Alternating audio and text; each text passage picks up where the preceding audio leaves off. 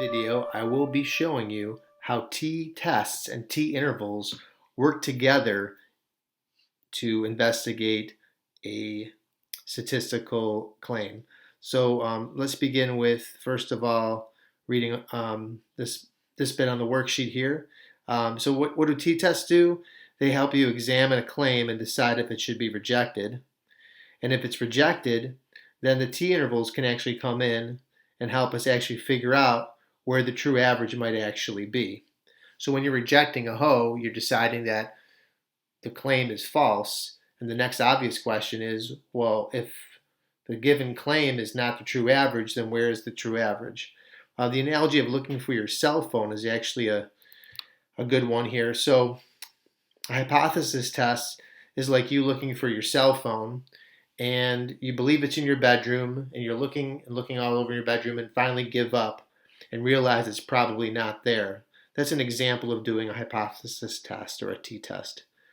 Now, once you've made up your mind pretty much that it's not in your bedroom, you've rejected the hoe.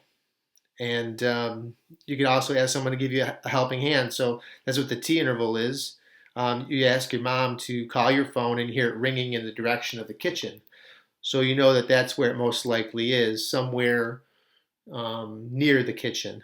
And that's an example of doing a t-interval. So both of those events, looking for your phone yourself or having someone call your phone, are helpful in terms of locating it and approach the problem of looking for a phone in two different ways.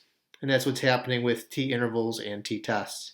So let's take a look at doing these investigations on the questions that are presented here. To speed things up, I've already put most of the answers down. By now you've probably read the question if you have the worksheet. And if not, the video will give you some time to pause and read things over. So now that you've read the question over, you can see that I've actually indicated the key pieces of information here by pointing out what they are and what their roles might be. Probably the most important one is knowing that the standard deviation is coming from a sample. And because of that, that will tell us it's going to be a t-test and not a z-test. You can see that my first step here, it's organized with the same number in both the hoe and the ha. The claim is that the average, well, for a speed limit sign, we're hoping that the drivers will average around 30 miles per hour. I mean, we want them to be under, but being slightly above technically is breaking the law, but it's still traveling at a safe speed. So we're hoping that the drivers maintain an average of 30 miles per hour, but with the given information that the sample average from 100 cars came out to be 38, it makes us believe that people are not abiding by the speed limit sign and they're drifting farther away from that 30 than they should. So this would be my hoe and ha. From there, I'm setting my eyes on doing a t-test, which has condition checks and also the significance level, which is requested in the question of 5%. To speed up that third step, and this is where I've noticed students have trouble when they're learning about t-testing or z-testing, is sometimes they do make some mistakes and fumble with finding the correct critical value and also the p-value. So to help you along, rely on using the calculator, and it's a totally legit way to do these questions. If we take that information and transfer it to the graphing calculator, we can go to Stat and go to Tests. So by going to Stat and Test and choosing t-test, I can type in the information that I know. So the true average, the claim is that they're traveling at 30 miles per hour. The sample, well, there it goes right there. That's showing you something on the iPad that I did not mean to do, is that when you actually type in a new average there, if you do not press the enter button, it will not register. If you use the touch screen instead and press here where the sample average is, it'll keep that as 0. Watch, I'll do it again. See? So that can be a little frustrating with the iPad interface. So every time you enter something new, be sure to press the enter button so that it stays put. Now the sample average was 38 miles per hour. The standard deviation, geez, I've already forgotten it, so I gotta go back, take a quick peek. The standard deviation was 5 miles per hour. I'm going to hit enter again. Another problem that's frustrating too is that the enter button and done are right next to each other. So sometimes if you hit the enter button and miss, it takes you out of this menu and you have to kind of go back and get in there again. So 5, and then how many cars were we looking at? I believe it was 100 cars. So I'm hitting enter to make sure it updates. And then the last thing I need to do is set my inequality in the correct direction. So they were going over the speed limit, so a greater than symbol. So I select on that, and it's giving me both my t-score and my p-value. Notice the p-value is in scientific notation, so it's times 10 to the negative 15. So that decimal place would be 15 spaces to the left, which is basically giving me a probability of 0. So do not get fooled and write the probability or the p-value at -7. Pay attention if it is a small probability with scientific notation that's showing. So I'll transfer that information over.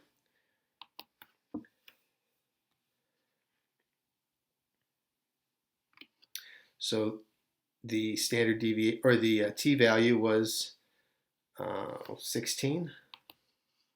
I've already forgotten it. Yep, 16, right on the nose, which is kind of unusual. So the t-score came out to be 16. The p-value came out to be basically 0. And if you graph that on a t-curve with a degree of freedom of 99, it would be very, very far to the right-hand side, almost to the point where you wouldn't be able to see any, well, you wouldn't be able to see any probability on the screen, just like the graphing calculator app showed. So at the end, the conclusion is the p-value is lower than 5%, so we're going to reject the hoe. So we know that the speed limit of 30 miles per hour, the average of 30 miles per hour is probably not true. So probably the true average speed is above 30. Now the next question is, where is it then? If it's above, if it's not 30 and it's above 30, then what is the average speed of cars on that road? And that's where the confidence interval will help us. So we know that the phone is not in our bedroom. We know it's got to be someplace else. And on the second wave of this investigation, we'll figure out where it is by ringing the phone and finding out what room it probably is in. So the nice thing about this is only really 2 steps. Since we've already completed the first step of checking the conditions above, we don't have to repeat that again. We are using a t-interval now, and you could either use the calculator menu or you could use the formula. I would just use the calculator. In fact, the reason why using the calculator is even more handy is it already remembered all the things we just typed into it. So I'm going to press Stat, Tests, and go to find my t-interval. It's right there in choice 8. You can see that it already left me with my 38, which I had typed in before, the 5 for the standard deviation, and the 100. The last thing is just make sure that the confidence level is the level that I want, making sure you hit enter each time you type something in. So we know that the true average speed is not 30 miles per hour. According to this, it's somewhere between 30 and 39. So all I would have to do to, or 30,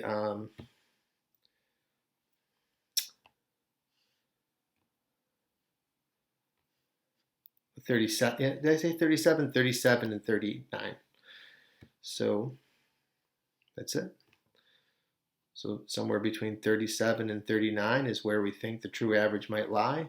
And then finish it off with a nice interpretation of the confidence interval. The method used finds the true average 95% of the time. So let's see one more example.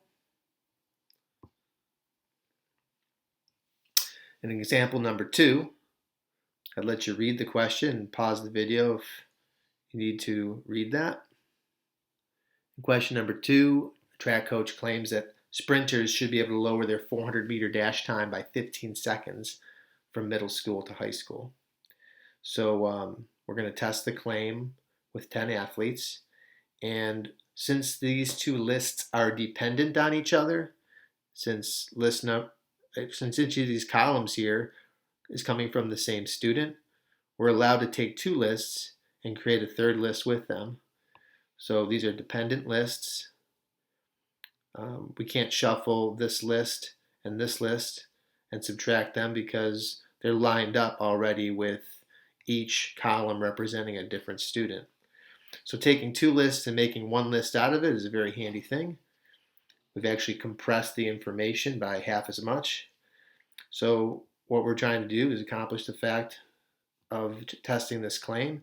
Is the average difference 15 seconds like the coach claims, or is it not 15 seconds?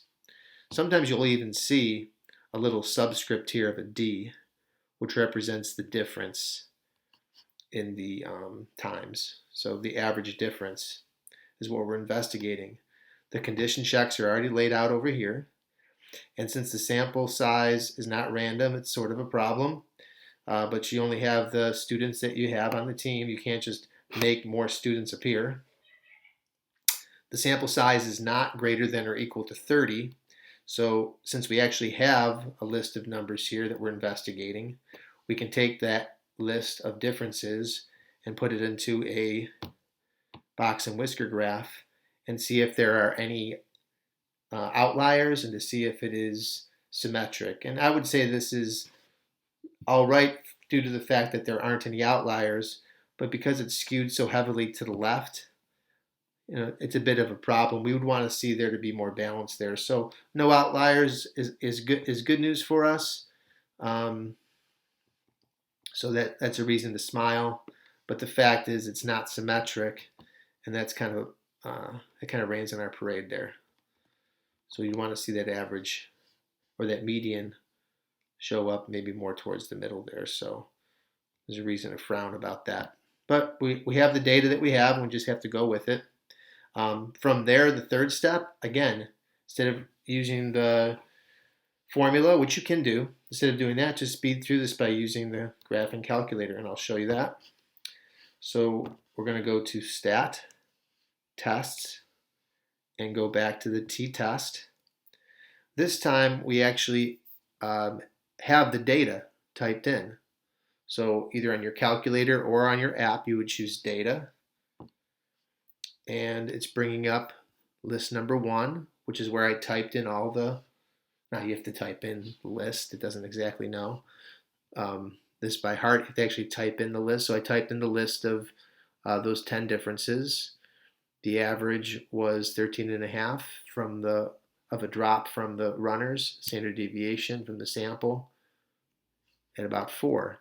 The one thing I have to do is actually set the null hypothesis correct. You can see it's still on the one we had from before. So the average drop the coach is claiming is 15 seconds. I'm going to hit 15, and as I type that in, maybe you notice that these numbers did not change. Well, it's not going to change until you actually hit the enter button. So there are some, well, that's like one of the drawbacks of using the graphing calculator app or a graphing calculator to do the work for you, is if you're not using the machine properly, you might not even realize you're making mistakes. So definitely hit enter there, and now it will update, give me a t-score, it'll give me a p-value, but the last thing I need to do is make sure my inequality is set correctly. If you remember from the slide, my alternative hypothesis, my HA, had a not equal to sign, so I'm going to change that inequality there, and I just have to copy that image onto my paper to present it, or I could, make a screenshot of this and post it into the report that I'm doing. So I'm just going to grab these two numbers. The t is approximately -1, and the p-value is like 30%. So I just have to remember that.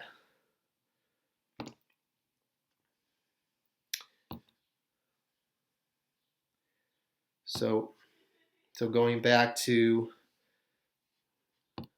my report here, the t-score was about -1, and the p-value was 0.30. And we have to assume, since we're doing a two-sided test, we have to assume that a miss to the left is just as likely as a miss to the right. So you could use TCDF with a degree of freedom of 9 to figure out one half of these probabilities and then double the probability together to get the full 30%. So the 30% would be both of those together. And it's a lot of probability. It's more than 5%, which is what I set my significance level at. So that's the end of the hypothesis test. So you're just going to conclude by saying that the p-value is greater than p-value is greater than 5%, the significance level, so we're going to reject the ha in favor of the ho. So we believe that the true average is close to 15, close enough to 15 where we maybe don't even need to look for, the range of where it could possibly be. But if you want to do a thorough investigation, like the question says right here, we can finish this up with a t interval, and it only takes about less than 30 seconds to complete. We've already done the first step, which is to check all the conditions.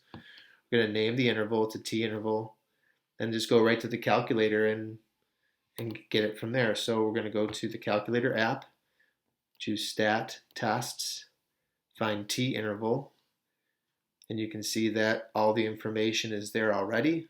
In fact, I don't even have to change the confidence level if I use 95%. So according to this, the true average drop in their times should be somewhere between 10 seconds and 16 seconds, or about 16.6 seconds. So we'll say between 10 seconds and 17 seconds.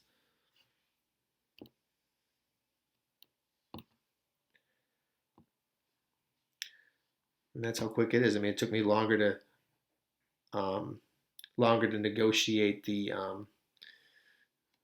graphing calculator, in the app.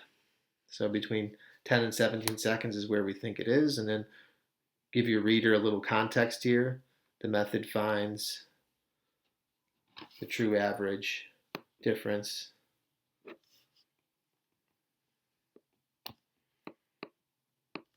(95% of the time). And that should help you along the way to answer the questions that are left. Which, let me see, are they all on the next page? Yeah, I believe there's 2 questions to do. And if you do not have the worksheet, you could just copy this down and either send it to me, or if you're working and you're not in my class, you can use these questions as a good practice of what I just set out there for you to do.